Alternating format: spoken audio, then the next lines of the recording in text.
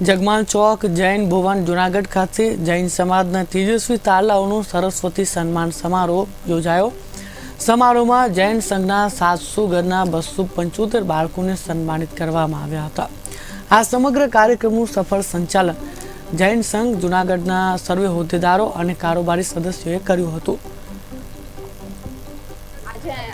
સરસ્વતી જૈન સન્માન સમારોહનું આયોજન કરવામાં આવેલું હતું। તેમાં નર્સરીથી લઈને માસ્ટર ડિગ્રી તથા પીએચડી સુધીના દરેક વિદ્યાર્થીઓનું સન્માન કરવામાં આવે છે।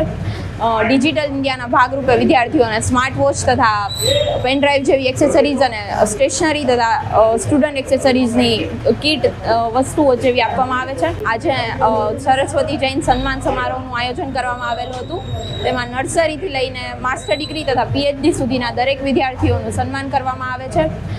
ડિજિટલ ઇન્ડિયાના ભાગરૂપે વિદ્યાર્થીઓને સ્માર્ટ વોચ તથા પેનડ્રાઈવ જેવી એક્સેસરીઝ અને સ્ટેશનરી તથા સ્ટુડન્ટ એક્સેસરીઝની કીટ વસ્તુઓ જેવી આપવામાં આવે છે। આજે સરસ્વતી જૈન સન્માન સમારોહ